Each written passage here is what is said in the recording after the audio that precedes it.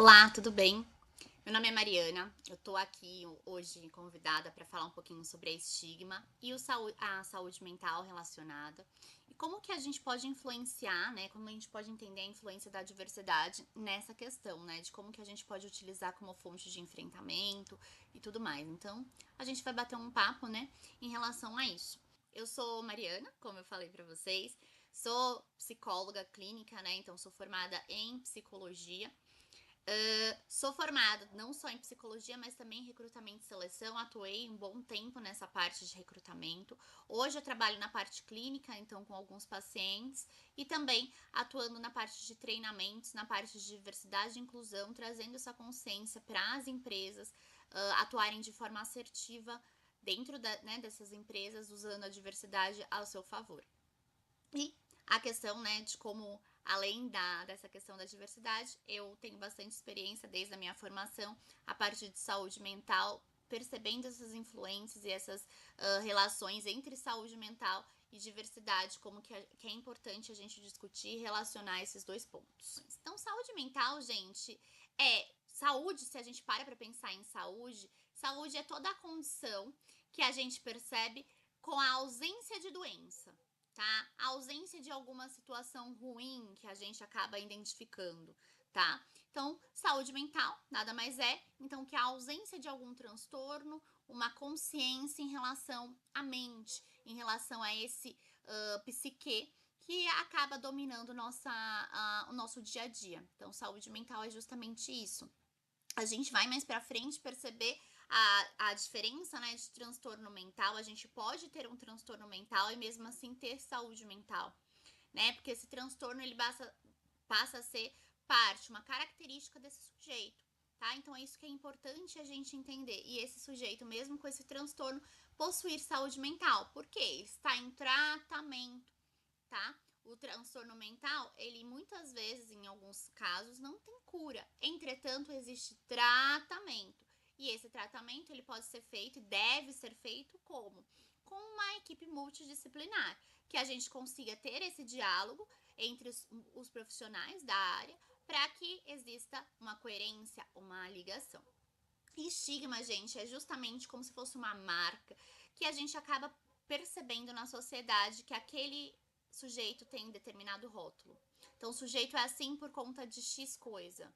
E esse estigma, ele acaba sendo uma construção de sociedade, tá? Ao longo do tempo, a gente vai percebendo que algumas construções elas são forçadas e continuadas, entretanto outras eles acabam sendo modificadas, mas esses estereótipos, esses padronizações que são referência de determinado sujeito, acabam tendo essa influência. E diversidade é tudo que é diferente. Mas se a gente para pensar, a diversidade ela tá em todos nós, porque somos seres únicos.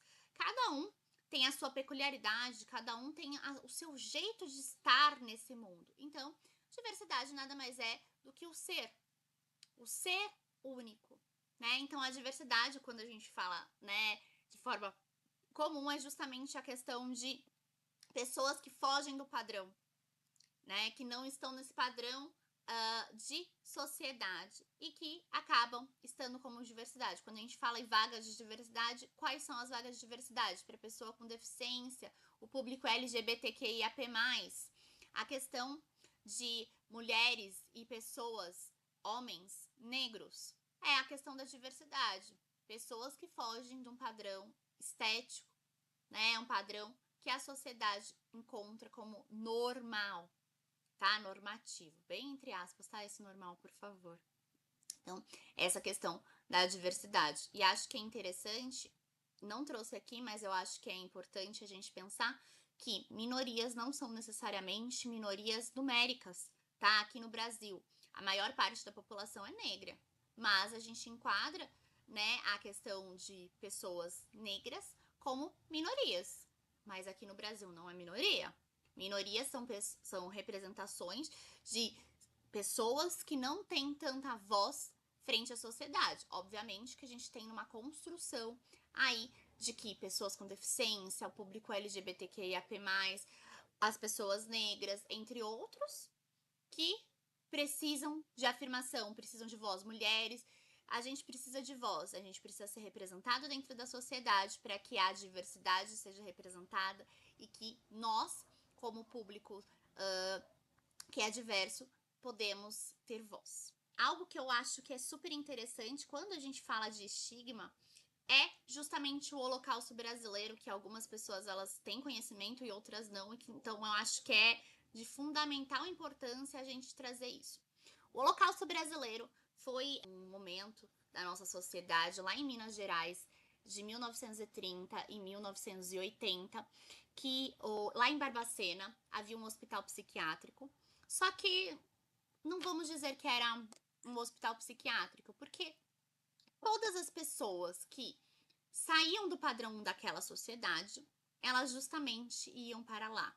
Então, as famílias, o próprio governo pagava para essas pessoas irem para esse hospital, para esse lugar. E Barbacena é um hospital longínquo da grande parte da cidade. Então, ele acaba sendo afastado. Então, aquilo que me incomoda, aquilo que destoa da sociedade, eu vou afastar. Então, eram pessoas que não seguiam padrão de sociedade. Muitos deles não tinham transtornos mentais. A maioria deles não tinham transtornos mentais. Eles eram apenas diferentes. Então, eram mulheres que haviam se separado, pessoas que não tinham empregos, pessoas que tinham comportamentos diferentes.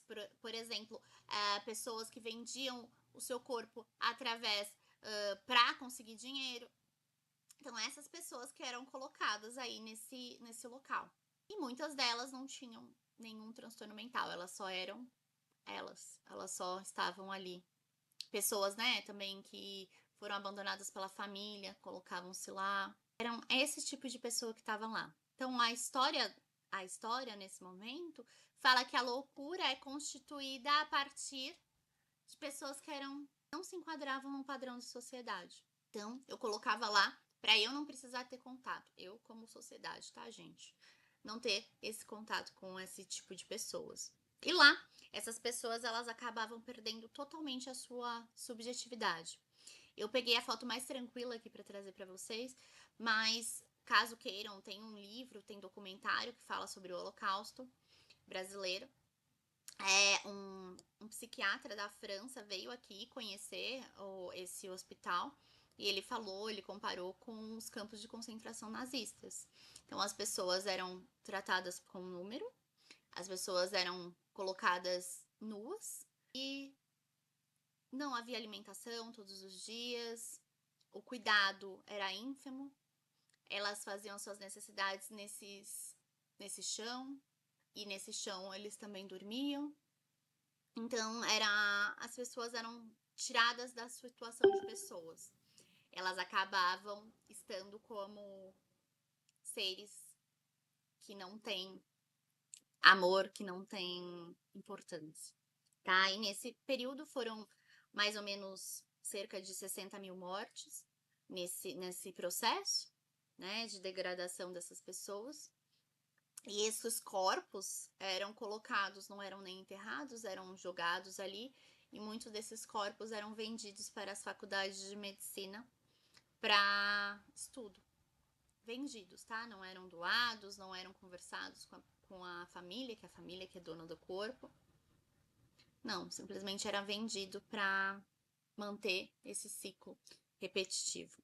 E aí, a partir dessa situação, entra a reforma psiquiátrica aqui no Brasil, para questionar justamente o que é loucura e questionar quais vão ser os tratamentos em relação à saúde mental frente a isso, né? Então, hoje a gente considera que hospitais psiquiátricos, eles devem ter um período, né? Mas que a gente não deve ter essas internações compulsórias, essas internações em grandes períodos, porque a gente precisa inserir essas pessoas dentro de sociedade e que a sociedade também precisa entender que essas pessoas fazem parte da sociedade. Pessoas, que eu digo, têm transtorno mental.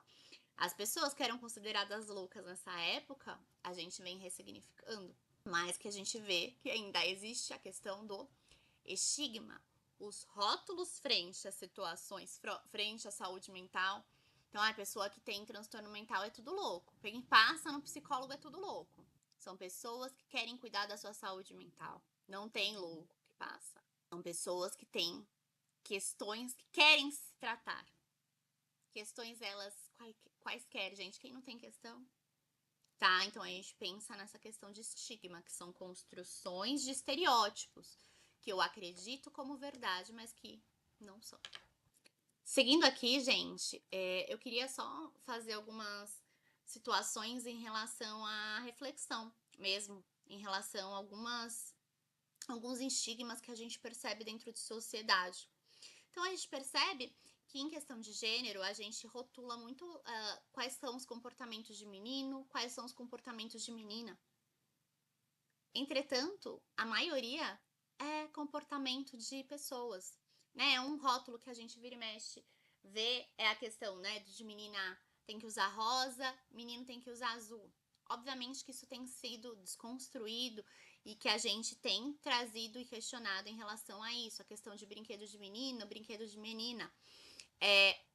Mas existem algumas coisas que vão mais além para comportamentos e que acabam sendo instaurados e que acabam afetando a questão da saúde mental frente a gênero. Questão de que menino não chora, engole esse choro, moleque. Isso é uma situação de que por que mulheres precisam e têm que cuidar dos seus sentimentos e homens não?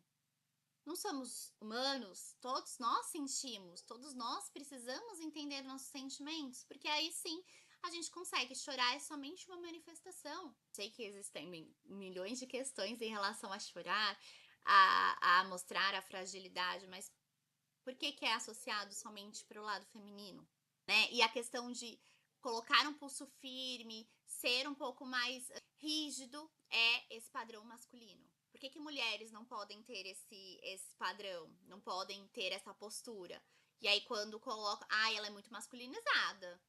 E aí acabam questionando até a própria sexualidade, né? A sexualidade dessas pessoas por conta desses padrões. Somente são aspectos de comportamento. Isso não vai falar que a pessoa, qual que é a sexualidade da pessoa, qual que é o gênero da pessoa, tá? Então é isso que a gente precisa entender quanto construção, que nós precisamos pensar e repensar em relação à questão de gênero.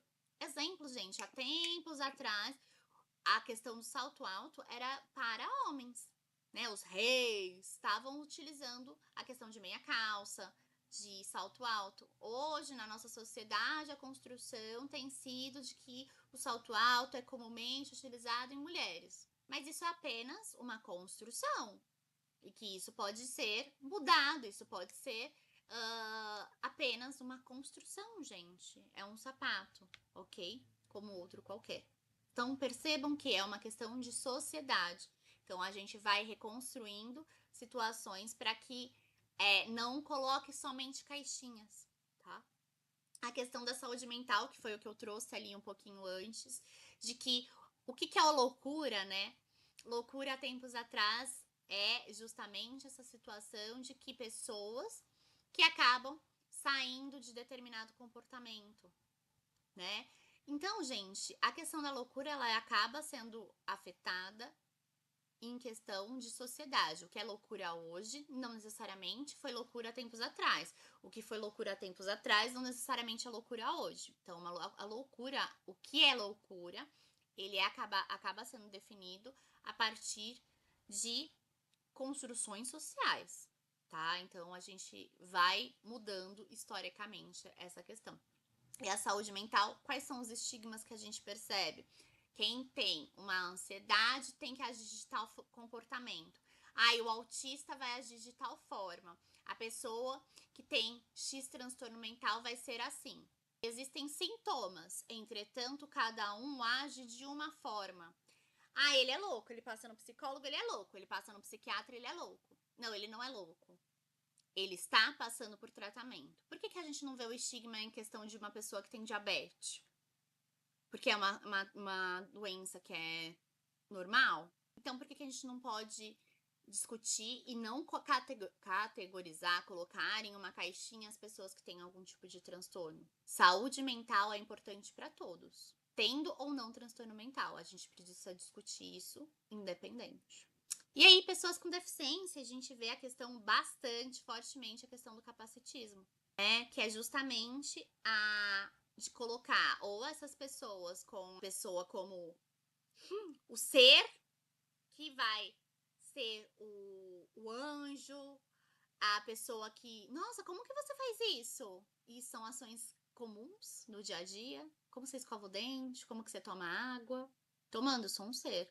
Ou coloca essa pessoa como o que não pode nada. Infantiliza pessoas que têm 40, 50 anos, sendo que elas têm um outro tipo de comportamento. Então, de colocar essas pessoas sem situação. Teve uma vez, né? Eu tava com um grupo de pessoas com deficiência e eu notei justamente o tratamento muito diferente em relação a essas pessoas por serem pessoas com deficiência. Pessoas com deficiência são pessoas. É importante que a gente converse com elas da forma que a gente trataria qualquer outro tipo de pessoa. Então, se não sabe alguma coisa, pergunte, né? Mas pergunte coisas que vão fazer com que você consiga se comportar de uma forma adequada com essa pessoa, não simplesmente por uma curiosidade. É importante. Como que eu posso te ajudar em relação a isso? Olha, eu tô com uma dificuldade em saber se eu tô me comunicando com você de uma forma adequada. Tá tudo certo? Né? Então, colocar isso, né? Pessoas com deficiência, elas não são a questão de que elas são anjos caídos do céu, ai, coitadinho. Não, tem ninguém que é coitadinho, não. E também eles não são super-heróis por pentearem o cabelo, eles são pessoas, tá? Então a gente não precisa infantilizar e nem colocá-los como os supers porque fazem ações do dia a dia. Eles são pessoas e que têm deficiências e que têm dificuldades assim como nós, tá? Cada um tem uma dificuldade, cada um tem uma facilidade em uma área, tá? Então é isso que precisa ser interessante e refletido. Questão de pessoas negras, o quanto que às vezes colocamos uma imagem muito deturpada em relação às pessoas negras. Então, eu às vezes me questiono qual que é aquela pessoa. Ai, aqui, coloco, né, gente? A gente vê isso em vagas, isso é muito triste ainda. Que mulheres ainda recebem menos que os homens e a mulher negra ela recebe menos do que uma mulher branca, assim como eu. Então, como que a gente está rotulando pessoas apenas pela sua cor de pele? Racismo existe e a gente precisa desconstruir situações dentro de sociedade. Quanto tempo que a escravidão já não está aqui presente, mas a gente vê comportamentos serem repetidos em relação ao racismo. Em relação a que diminuir pessoas por conta da sua cor de pele, tá? Isso às vezes é feito de forma inconsciente, mas que a gente precisa repensar essas situações. Então, o que a gente pode fazer? Então, palestras em relação a essa, conversar sobre a questão de uma educação e trazer a conscientização em relação ao que é o estigma, ou como que a gente pode desconstruir, como que a gente pode trazer saúde mental, falando sobre a quebra de estigmas, né? Não fazer isso como uma construção, né? A questão de trazer histórias pessoais. Hoje aqui eu estou trazendo o quadro como uma profissional da área, mas trazer pessoas com essas histórias, uma pessoa com deficiência, uma pessoa que já passou algum tipo de preconceito pela sua história em relação à construção de gênero, uma pessoa que é negra, elas trazerem a sua visão por conta desses estigmas é importante. Eu posso falar com um lugar muito tranquilamente o quantos preconceitos eu já passei por ser mulher, quantas discriminações eu já passei pelo fato de pessoas ainda acharem que mulheres são seres que são menores do que os homens, que têm menos capacidade que um homem. Já aconteceu uma situação, gente, que um senhorzinho virou para mim e falou assim: cadê? Tem algum homem para te ajudar a abrir a chave, abrir a porta? Eu tenho a capacidade de abrir uma porta. Não é porque eu sou mulher que eu não tenho inteligência, tá? Então, são essas questões que a gente precisa problematizar a partir de histórias pessoais, para ver que não é algo que eu estou construindo com vocês, é algo que é construído via social e que trazendo essas histórias impacta, tá? A questão de trazer a questão de envolvimentos de líderes comunitários e a questão de influenciadores. Questiono aqui para vocês. Você tem algum influenciador negro que você segue? Tem alguma influenciador e pessoa com deficiência que você segue, isso traz com que você perceba quais são as histórias que essas pessoas acabam vivenciando diariamente, quais vão ser as influências que acabam sofrendo, tá? A questão de cobrar dos líderes comunitários, dos influenciadores, dos políticos, trazer políticas públicas afirmativas, tá? Então, o que a gente fala de estigma, que a gente fala, a questão de preconceito, é a questão de racismo ser crime, homofobia ser crime. Por quê? Isso problematiza uma situação de construção social para que acabe, tá? Trazer treinamentos profissionais, assim como a gente está trazendo hoje, né, de como que a gente tem que pautar, como que a gente pode discutir, problematizar, para dentro das organizações, para dentro das nossas comunidades. Isso é importante para que eu possa me dirigir de uma forma adequada para esse outro, né? Trazer, quando a gente está pensando, né, nessa questão de estigma, quando a gente está pensando isso de inclusão, de pensar em diversidade para que a gente não tenha o estigma, por exemplo, aqui a gente poderia questionar, né, que a gente podia estar fazendo com intérprete de Libras, para que a gente tenha uma acessibilidade. Eu, em plena palestra, estou tentando utilizar uma linguagem acessível, para que todos consigam entender. Então, não estou usando aspectos técnicos, estou trazendo o estigma como a palavra, mas eu tentei